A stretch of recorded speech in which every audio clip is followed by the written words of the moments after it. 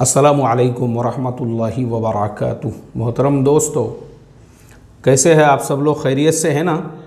मैं उम्मीद करता हूँ अल्लाह ताला से, और मेरी दुआएं भी है आप तमाम लोगों के लिए। वैसे तो मैं हर मगरिब बाद में सूरतुल यासीन पढ़ के दुआ करता ही हूँ कि पूरी उम्मत मुस्लिमा और पूरी इंसानियत के लिए, लेकिन फिर भी मैं और एक मरतबा आप लोगों के लिए दुआ करता हूँ अल्लाह तबारक व तआला हमारे तमाम जो सुनने वाले हैं, जो हमसे जुड़े हुए हैं, जो हमारे चाहने वाले हैं और जो हमारे नहीं चाहने वाले हैं, हमारा बुरा चाहने वाले हैं, उनके लिए भी मेरी दुआएं हैं।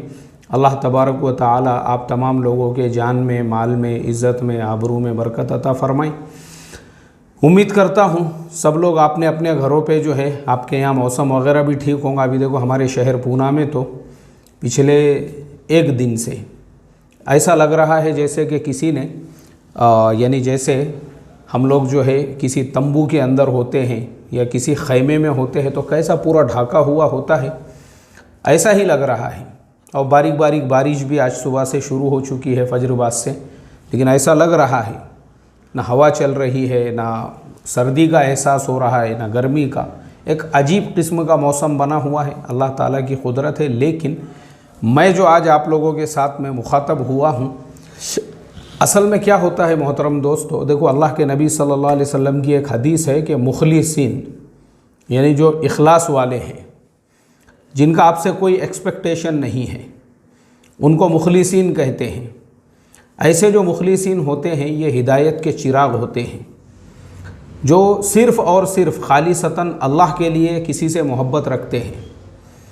और ऐसे लोगों के लिए बशारत है अल्लाह के नबी सल्लल्लाहु अलैहि वसल्लम की कि क़यामत के दिन वो अल्लाह के अर्श के साए में होंगे, जो किसी से सिर्फ़ अल्लाह के लिए मोहब्बत रखते होंगे, कोई गर्ज़ नहीं, कोई एक्सपेक्टेशन नहीं, किसी किस्म का कोई जो है अपना दुनियावी फ़ायदा नहीं। ऐसे ही लोग हर इंसान की लाइफ में होते हैं। हमारी लाइफ में भी बहुत सारे लोग ऐसे हैं जो बेचारे कभी हमको मिले नहीं, कभी हम उनको जानते नहीं, लेकिन अल्हम्दुलिल्लाह हमारे जो असबाक वग़ैरह सुनते हैं तो बड़ी यानी अल्लाह ने उनके दिलों में मोहब्बतें पैदा कर दी है। और जो लाइव मजलिस वग़ैरह में शिरकत करते हैं तो ऐसे ही हमारे एक चाहने वाले और मोहब्बत करने वाले जो है इरफ़ान शेख साहब, उनका नाम है। हमारे इरफ़ान भाई जो है अल्लाह उनको जज़ाए खैर अता फ़रमाए, उन्होंने देखा कि मैं ये जो फिंगर है मेरी, यानी ये जो उंगली है, उंगली से देखो, ये मेरा लैपटॉप आपको नज़र आ रहा है या नहीं पता नहीं, लैपटॉप का इसको टच पैड कहते हैं, ये जिस पे हम उंगली रखते हैं इसको टच पैड कहते हैं। तो इसका तरीक़ा ये होता है उंगली से इसको मूव करना पड़ता है। अच्छा, ये मुझे आदत है, इसकी हैबिट है, क्योंकि कंपनी में भी हमारे कंपनी की तरफ से हम लोगों को जो लैपटॉप्स और उसके साथ में माउस पूरा किट वगैरह वो लोग देते हैं, लेकिन फिर भी मैं वहाँ पे भी जो है फिंगर ही यूज़ करता था। लेकिन हमारे जो इरफ़ान भाई हैं उन्होंने देखे कि यार मौलाना जो है उंगली से टच पैड को इस्तेमाल कर रहे हैं, तो बेचारों ने, वो दिल्ली में थे, वहाँ से उन्होंने पूना में अपने एक जान पहचान वालों को फ़ोन किए और उन्होंने जो है ये ब्रांडेड, इसको ब्रांडेड कहते हैं, डेल कंपनी का। अभी जो लोग कंप्यूटर लैपटॉप के लाइन में हैं उन लोगों को पता होगा कि डेल जो है वो उसकी क्या अहमियत है कंप्यूटर और टेक्नोलॉजीज़ में। तो देखो डेल कंपनी का ये ओरिजिनल उन्होंने कीपैड और ये माउस, ये वायरलेस है, आपको इसमें वायर नज़र नहीं आ रहा होगा, ये वायरलेस है, लेकिन दोनों भी मेरे लैपटॉप के साथ में कनेक्टेड है।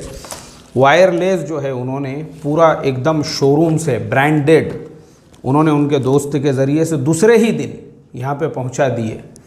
अल्लाह ताला उनके दोस्त को भी जज़ाए खैर अता फ़रमाए। अब माशाल्लाह इतनी सहूलत हो गई, मैं माउस यूज़ कर रहा हूँ, कीपैड के लिए मुझे लैपटॉप का कीपैड इस्तेमाल नहीं करना पड़ रहा है। माशाल्लाह ये बहुत स्मूथ है कीपैड। अब उसके बाद में हम लोग, मैं और हमारे हाफिज़ मंजूर साहब, मस्जिद के जो मुअज्जिन साहब है, हम लोग जो है पिछले शनिचर को एक निकाह पढ़ाने के लिए पूना से 30 किलोमीटर दूर शिवापुर के लिए रवाना हुए। अब हमारे वही इरफ़ान भाई, उन्होंने देखे कि मैंने कान पे रुमाल बांधा हुआ है और रुमाल बांधकर मैं बाइक चला रहा हूँ।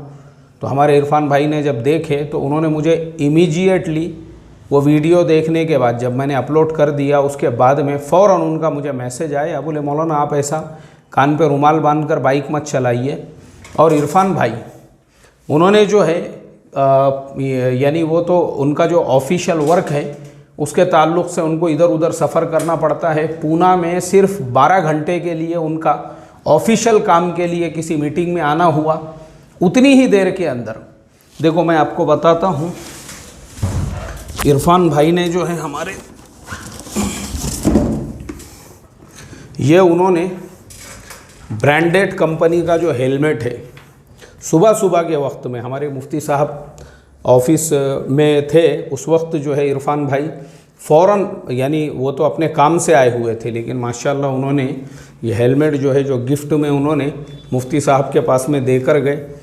और ये हेलमेट कंपनी की लाइन से सबसे ऊंचा ब्रांड है ये जो ब्रांड है इसका क्या नाम है, स्टड्स ऐसा कुछ नाम है इसका। ये ब्रांडेड जो है हेलमेट है जो सबसे भारी और हेवी क्वालिटी का हेलमेट समझा जाता है। अल्लाह हमारे इरफान भाई को जज़ाए खैर अता फ़रमाए। हालांकि वो बहुत मसरूफ़ आदमी है, बहुत बिज़ी आदमी है। मुझे मालूम है, उन्होंने जब बताए वो किस कंपनी में काम करते हैं तो मैंने देखा। हाँ, तो हेलमेट को मैं यहीं रखता हूँ ताकि आप लोग अच्छे से देख सके और हमारे इरफान भाई के लिए दुआ कर सके। फिर उसके अलावा इरफान भाई ने ये गॉगल भी दिए, बोले मौलाना ये भी बाइक चलाते वक्त में इस्तेमाल कीजिए। तो मोहतरम दोस्तों, मैं आप तमाम लोगों से बस यही दरख्वास्त करूँगा कि ऐसे जो मुखलिस लोग हैं, जो सिर्फ़ अल्लाह के लिए मोहब्बत करने वाले हैं ना, जिनका कोई दुनियावी फ़ायदा है। मैं तो एक मस्जिद का छोटा सा इमाम हूँ, मैं क्या कर सकता हूँ। माशाल्लाह वो हर लाइन से, एजुकेशनल लाइन से भी, फाइनेंशियल लाइन से भी बहुत ऊंचे दर्जे के इंसान हैं। उसके बावजूद भी अगर मेरे जैसे एक इमाम से और एक यानी क्या कहेंगे उसे, रोज़ाना मैं सबक देता हूँ, तो एक ऐसी उन्हीं की जो दिली मोहब्बत है, तो ये सिर्फ़ उनके खुलूस की और इखलास की निशानी है। मेरी आप लोगों से भी रिक्वेस्ट है, इरफान भाई के लिए खुसूसी दुआ फरमाएं। अल्लाह तबारक व तआला हमारे इरफान भाई के जान में, माल में, इज़्ज़त में, आबरू में, उम्र में, हर चीज़ में अल्लाह बरकत अता फ़रमाए। हर शर से, ज़रर से, फितन से, बुरी नज़र से उनकी, उनके जॉब की, उनके कारोबार की, उनके हर चीज़ की अल्लाह ताला फ़ैमिलीज़ वग़ैरह की हिफाजत फ़रमाई। आमीन सुम्मा आमीन। अस्सलामु अलैकुम व रहमतुल्लाहि व बरकातुहू। आखिर में मैं भी अपनी तरफ़ से इरफान भाई आपका बहुत बहुत शुक्रिया। जज़ाकल्लाहु खैरन व अहसनुल जज़ा।